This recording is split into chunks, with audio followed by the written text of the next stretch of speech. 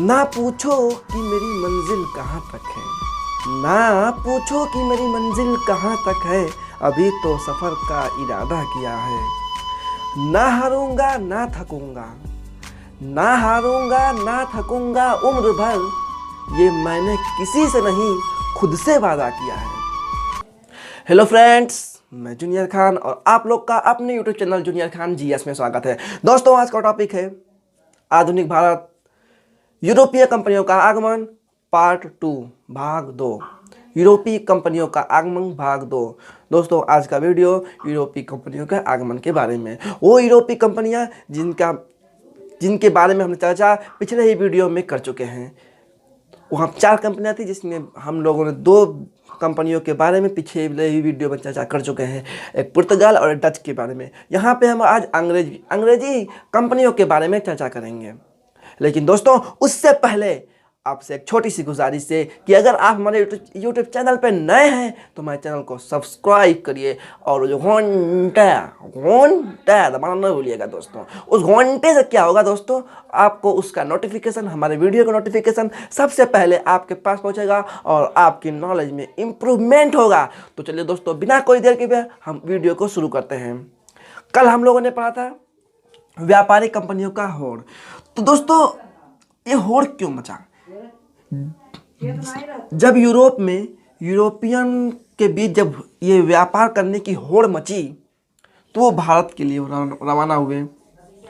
जब वो भारत के लिए रवाना हुए तो हमारे भारत के हमारे शासक भी उनका उसमें मदद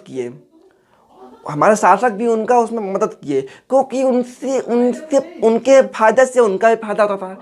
कुछ यूँ समझिए कि जिसका सामान बिकेगा, जिसका माल बिकेगा, उसका फायदा क्यों नहीं होगा। यहाँ से वो लोग टैक्स देकर सामान खरीदते थे और अपने यहाँ बाजारों में बेचते थे। जैसा कि पिछले वीडियो में मैंने बात किया था वास्को डी गामा का, जो कि 1498 ईस्वी में आए थे भारत में, और उन्होंने यहाँ से कुछ सामान ले गए और अपने यहाँ 60 गुने दाम पे बेचे। 60 गुना उनको फायदा हुआ। अब सोच लीजिए, सभी खर्च और मूल्य निकाल कर उनको 60 गुना फायदा हुआ था। तो भला कौन नया आकर्षित होगा हमारे देश पर। और हमारे देश के भी शासक उनके कंपनियों के बढ़ावे में मदद किए, उन कंपनियों को बढ़ाते गए, क्योंकि उनसे इनका ही फायदा था ना। यहाँ से वो टैक्स दे कर लेते थे। चलिए, आज के बारे में हम लोग पढ़ेंगे अंग्रेजी कंपनियों के बारे में। अंग्रेजी कंपनी जो कि अंग्रेजों द्वारा बसाई गई थी, यही अंग्रेज जिसने हमारी सोने की चिड़िया को एक पिंजरे में कैद कर रखा था। यह हमारी सोने की चिड़िया कोई चिड़िया नहीं है, हमारे देश को की उपनाम यूँ कहिए, क्योंकि हमारे देश को पहले सोने की चिड़िया कहलाती थी। हमारे देश सोने की चिड़िया कहलाती थी। तो इन्होंने अपने पिंजरे के कैद में धीरे धीरे करके इन्होंने फंसाना शुरू किया। अब इन्होंने ऐसा क्यों किया?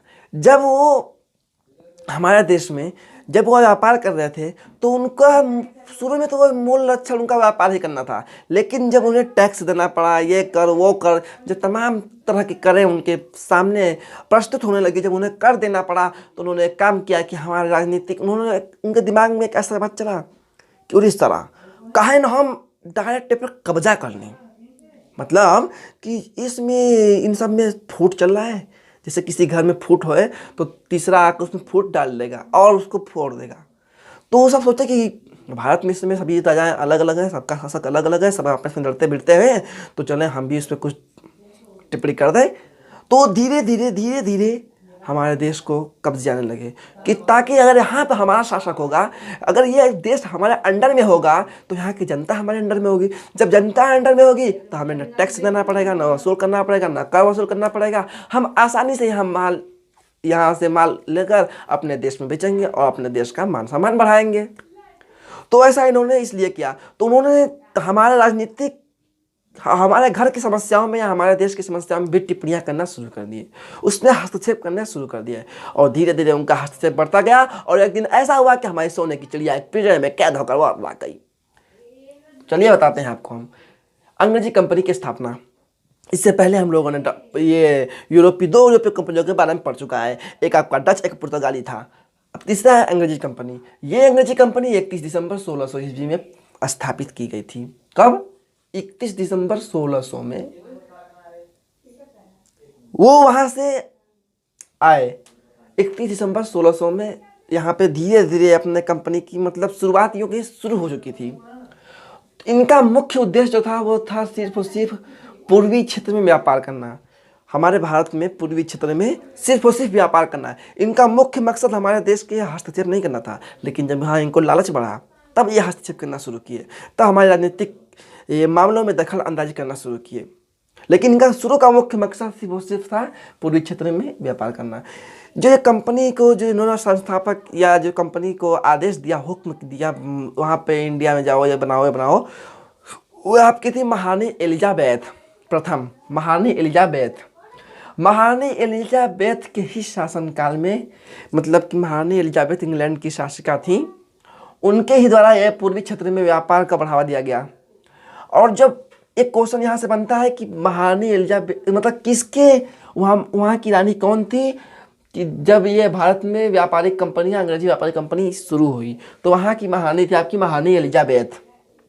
अब एक क्वेश्चन, एक टॉपिक और बनता है, ये आपसे पूछा जाता है, पूछेगा भी कि जब उस समय महारानी एलिजाबेथ थी तो भारत में कौन शासक शासन कर रहे थे, दिल्ली की गद्दी पर कौन विराजमान थे। तो आपके हैं वो बहुत ही इनका सुना सुना नाम आपको है, जिसका नाम आप बहुत पहले ही सुन चुके हैं, वो आपके हैं अकबर महान। अकबर महान हुमायूं के पुत्र और बाबर के पौत्र, बाबर के पोते और हुमायूं के पुत्र अकबर महान, जिसके बारे में हम लोगों ने पिछले वीडियो में जान लिया है। अगर आप लोगों ने हमारे वीडियो नहीं देखा होगा तो हमारे चैनल पे जाकर हमारा पिछला वीडियो अकबर महान के बारे में देख लीजिएगा। तो ये क्वेश्चन बनता है कि उस समय हमारे भारत की गद्दी पर कौन विराजमान था। तो हमारे भारत की गद्दी पर उस समय अकबर महान विराजमान थे। दोस्तों उस समय क्या हुआ अकबर और उनके बीच, अंग्रेजों के बीच, कि सिर्फ और सिर्फ उन्हें 15 साल की छूट मिली। सिर्फ और सिर्फ 15 वर्ष की छूट मिली कि 15 वर्ष तक ही आप हमारे भारत में, हमारे देश में आप व्यापार कर सकते हैं। लेकिन धीरे धीरे जैसे जैसे उन्होंने अपनी जड़ें मजबूत करना शुरू किया, जैसे जैसे वह फलते फूलते गए, अपनी जड़ें मजबूत किए, वैसे वैसे उन्होंने यहाँ की अवधि भी बढ़ाती चली गए। हद तो यह हो गया कि 1947 तक लगभग इन्होंने अपनी अवधि जमाए रखी, यहाँ तक बढ़ा दिया था, 1600 से 1947 तक बढ़ा दिया था अपनी अवधि। तो दोस्तों जेम्स ये आपका हुआ, यहाँ पे 15 वर्षों तक छूट मिली थी।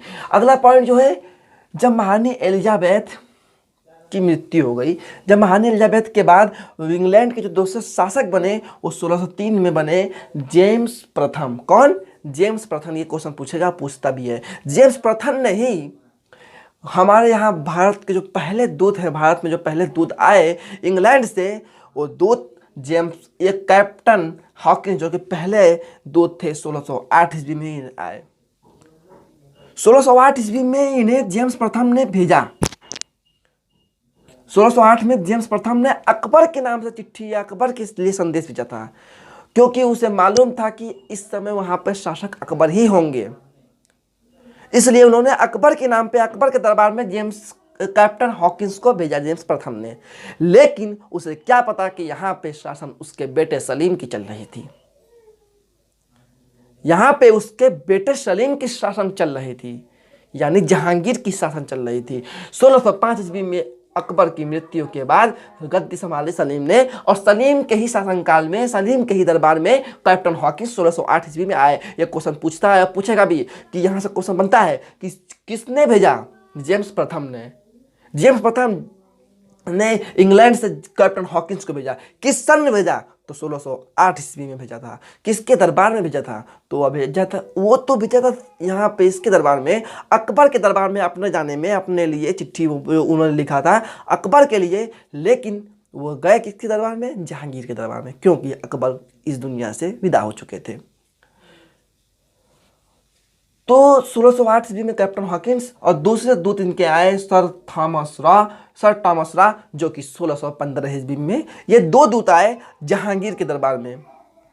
किस दरबार में? जहांगीर के दरबार में। ये आप लोग गठिया लीजिए दिमाग में अपने कि क्वेश्चन पूछता है कि किस ये कैप्टन हॉकिंस और सर थॉमस रॉ किसके दरबार में आए थे, क्यों आए थे, किस सन में आए थे। इन्होंने कंपनी के लिए, कंपनी की निर्माण के लिए कुछ इन्होंने लेना शुरू किया। कंपनी बनेगी कैसे, मतलब कंपनी की बनाने के लिए इन्होंने आदेश लेने शुरू किए।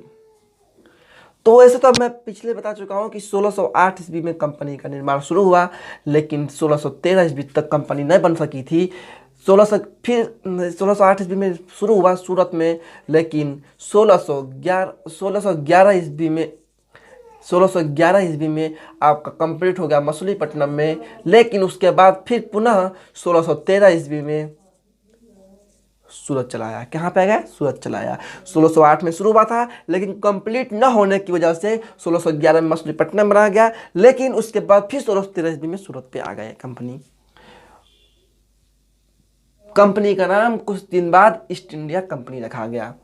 उसके बाद एक और उपलब्धि मिली, उन अंग्रेजों को एक बहुत बढ़िया उपलब्धि मिली जिसे कहते हैं सुनहरा मौका। क्या? सुनहरा फरमान उन्हें 1632 ईस्वी में मिल गया।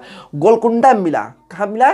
गोलकुंडा में। सन आपको याद करना है। गोलकुंडा में 1632 ईस्वी में उन्हें सुनहरा मौका मिला या सुनहरा फरमान मिला। यह फरमान क्या था कि बिना टैक्स के, क्या कि बिना टैक्स के वे यहाँ से सामान, गोलकुंडा से सामान ले जाकर अपने यहाँ अपने देश में बेच सकते हैं, अपने यहाँ उसकी निवेश कर सकते हैं, अपने यहाँ इसको बेच सकते हैं। अब सोचो, जहाँ टैक्स देना था वहाँ टैक्स भी नहीं देना पड़ रहा है। पूरा मुफ्त का माल मिल रहा है कि मुफ्त टैक्स वो बिना टैक्स दिए हुए गोलकुंडा सामान ले जाकर अपने यहाँ बेचते हैं। दोस्तों, ये पूछता है क्वेश्चन 1632 ईस्वी में, किस सन में? 1632 ईस्वी में। कहाँ से मिला? गोलकुंडा में सुनहरा फरमान मिला था। सुनहरा फरमान 1632 ईस्वी में गोलकुंडा से मिला, जब बिना टैक्स के सामान बेच सकते हैं। गोलकुंडा से सामान उठाकर बिना टैक्स के द्वारा उन्हें अपने यहाँ देश में निवेश कर सकते हैं, उसका बेच सकते हैं।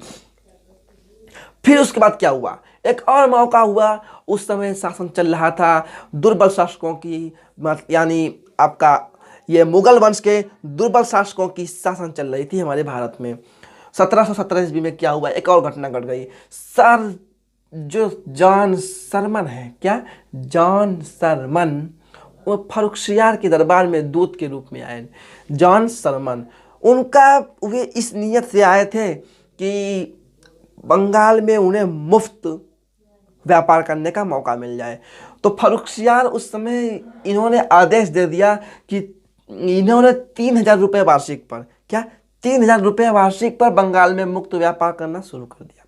इन्होंने आदेश दे दिया कि बिना टैक्स लिए हुए सिर्फ और सिर्फ 3000 वार्षिक टैक्स चाहिए, उनको 3000 वार्षिक टैक्स चाहिए।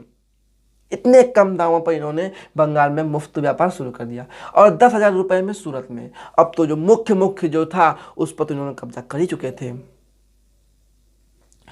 सूरत में मौका मिल गया। और एक और घटना घटा दिए इन्होंने, एक और आदेश जारी कर दिया। वो आदेश क्या था कि जो इंग्लैंड वाले सिक्के थे, अंग्रेजों के जो सिक्के थे, वे हमारे पूरे भारतवर्ष में चलेंगे, पूरे के पूरे भारतवर्ष में वो चलेंगे। और अंग्रेजी सिक्के, ये इन्होंने 3 गड़बड़ियाँ की। एक इन्होंने क्या किया कि बंगाल में मुक्त व्यापार दे दिया 3000 वार्षिक ब्याज पर, 10,000 वार्षिक ब्याज पर पूरे सूरत में इन्होंने मुक्त व्यापार, मतलब बिना टैक्स, नो टैक्स इन्होंने दे दिया आदेश। उसके बाद इन्होंने जो बम्बई में जो सिक्के चल रहे थे उसमें अंग्रेजों के, वो पूरे भारतवर्ष में लागू कर दिए।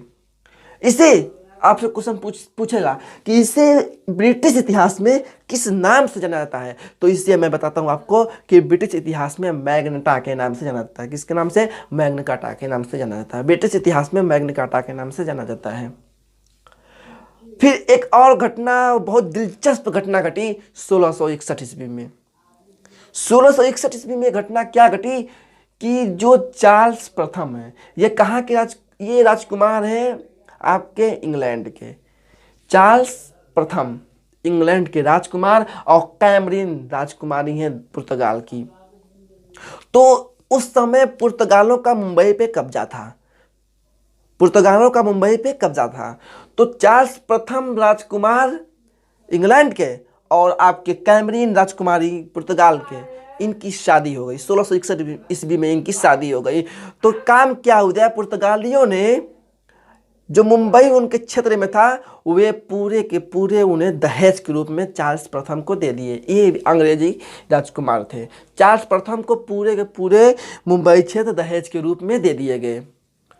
तो चार्ल्स प्रथम जब बम्बई देश अपने दहेज में ले लिए, तो इन्होंने कुछ वर्ष बाद कंपनी के लिए 10 पाउंड वार्षिक किराए पर दे दिया। कंपनी को इन्होंने पूरी की पूरी मुंबई शहर, पूरी मुंबई क्षेत्र 10 पाउंड वार्षिक किराए पर दे दिया गया।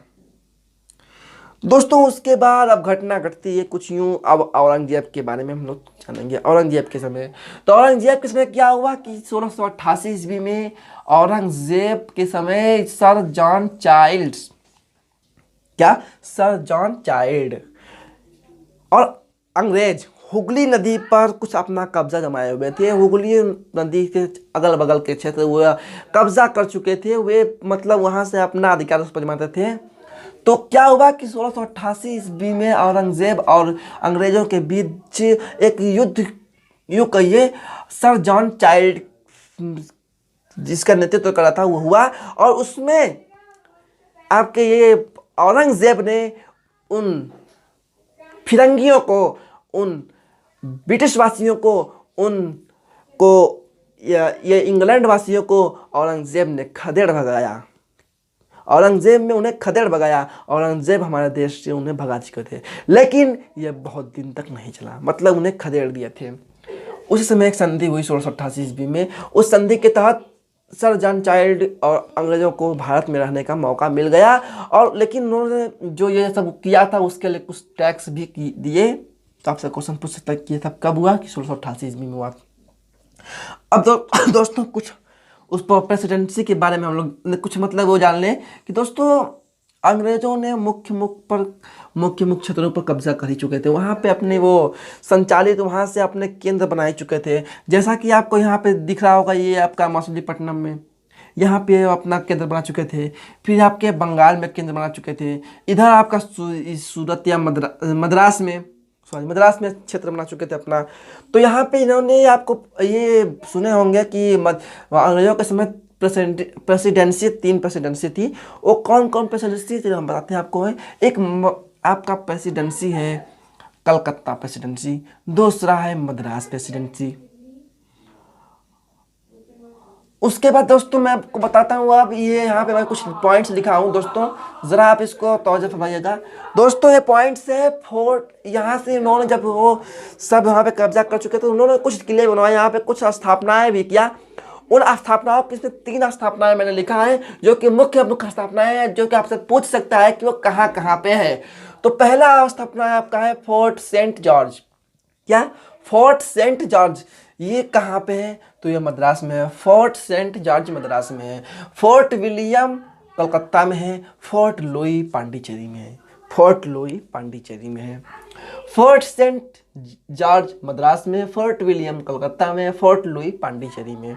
तो दोस्तों मुझे उम्मीद है कि वीडियो आपको अच्छा लगा होगा। अगर आपको वीडियो पसंद आया हो तो लाइक जरूर करिएगा, लाइक जरूर ठोकिएगा। दोस्तों आज का वीडियो होता है समाप्त। अब मिलेंगे अगले वीडियो में, लेकिन दोस्तों उससे पहले आपसे फिर मैं एक छोटी सी गुजारिश करता हूँ। दोस्तों मैं बहुत तहे दिल से आपसे गुजारिश करता हूँ कि अगर आप हमारे यूट्यूब चैनल पर नए हैं, हमारा सपोर्ट करें।